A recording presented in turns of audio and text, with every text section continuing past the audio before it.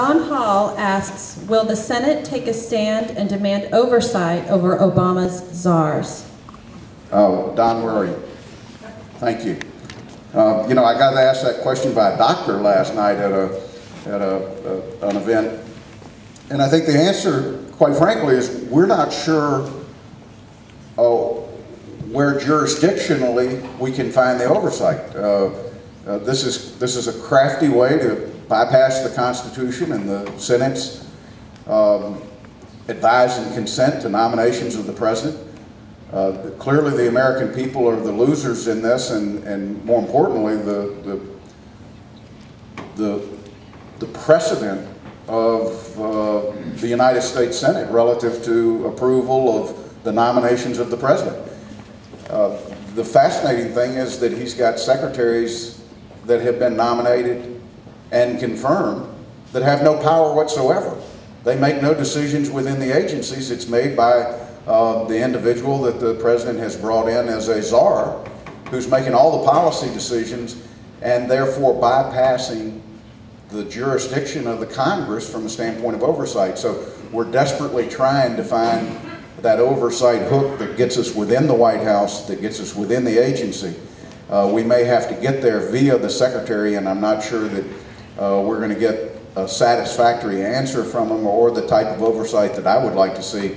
But this is a very dangerous thing for any administration to pursue, and I think the American people will probably be very well vetted on this issue by the time we get to November of next year. Thanks. Michael Cotter asks, we need the Republican Party to come up with a real health care plan rather than just complain about Obama's. Trying to produce Obama's Waterloo isn't the policy alternative we need. Where do you stand? Who asked that? Michael Cotter. Michael, you here? Michael Cotter. Thank you, sir.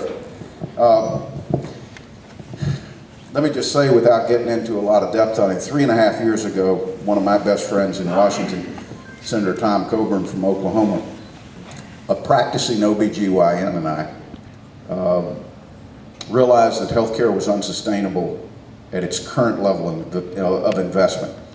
We invest 17% of our gross domestic product in healthcare. It is unsustainable at its current level. So the status quo, we can't do that. Tom and I started working 3.5 years ago on a comprehensive healthcare plan. We've been around the country. We've met with doctors, we've met with hospitals, we've gone to private companies that self-insure. We've looked at the North Carolina Medicaid program and talked in depth because it's one of the most progressive in the country. We have tried to look at every incubator of great ideas that, one, save money, and two, change the health outcomes of people who are involved in the system. And I can assure you that there's more than enough around the country to pull from to put together even a better healthcare system than we have in this country, but one that actually is much more cost effective. Tom and I had planned to introduce that in January of 2010. The President's schedule on healthcare accelerated our plans, and we introduced it in May of this year. There are currently 3 Republican plans that have been introduced in the United States Senate. There are 2 Republican plans that have been introduced in the U.S. House. There's one bipartisan plan that's been introduced in the United States Senate, the Wyden-Bennett bill. I'm not real high on the Wyden-Bennett bill. Any of the Republican plans, I think, at least move the ball in the right direction. And I think that Tom Coburn and I have tried to encapsulate in our plan a market-based way to transform healthcare in this way. It changes our healthcare system from one that triggers when we get sick to one that actually invests to keep us well. And let me say up front, we do not touch Medicare. We do not touch Medicare. Can we make Medicare better? Yes. Is there a politician that will attempt to do anything to Medicare? No. You know why. But the truth is, if you want to change Medicare for the better, then create a private sector system that those beneficiaries of Medicare look at and say, I want something like this. I want something that supplies this type of benefit with this type of limit on out-of-pocket cost. But the truth is that if we're not willing to transform healthcare, then what we will see is a continuation of a contraction of benefits, a cut in the reimbursements to our doctors and our hospitals, and what is now a crisis, which we have less than 1 million healthcare professionals in this country to treat 307 million people. And every year that's getting a little bit less. It used to be the best and the brightest went to to med school. Now they go to Wall Street. Why? That's where the money is. And if you don't believe how frustrating it is, follow a graduate that wants to go to med school into the bank to get a loan. And the first question the loan officer will ask is, what specialty are you going in?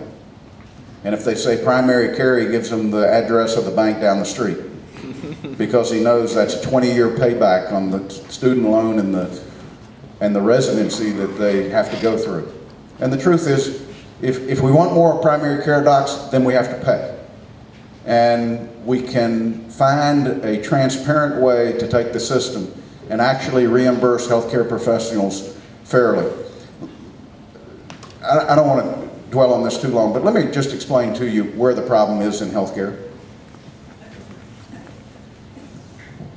We've got individuals that are uncovered today, and they walk into a healthcare facility, and when they receive a service and don't pay, then that cost is shifted over to everybody in the private pay that either pays out of pocket or has private insurance. But it doesn't stop there. We've got millions of Medicaid beneficiaries in this country. We supply them a government plan. It's administered by the state. When they walk in and get a dollar's worth of services, we reimburse that doctor or that hospital 72 cents.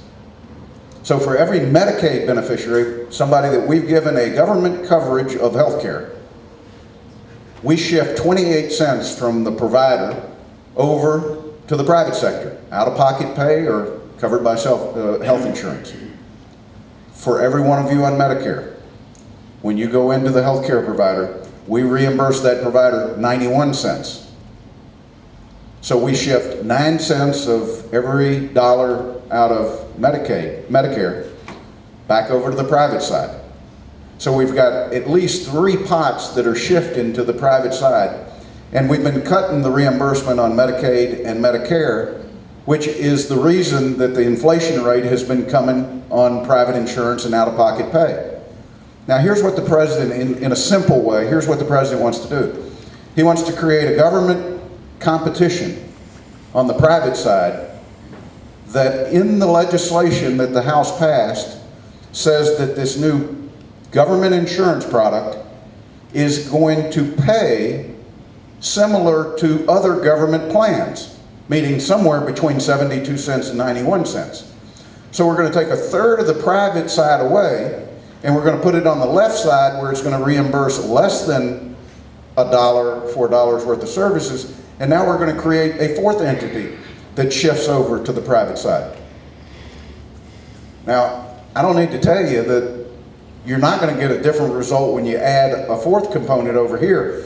You're going to have an inflation rate on the private insurance and the out-of-pocket pay that's going to be unsustainable. And as people drop their private insurance, they're going to opt to go over here just simply because the cost has become so prohibitive. What we're doing is we're changing the pocket we're paying out of, but we're not changing healthcare structure. There are only 3 ways to save in healthcare, direct ways: prevention, wellness, and chronic disease management. If we can't take the American people and begin to change their lifestyles, whether we do it by incentives or some type of trigger mechanism, we can't reduce the cost of health care.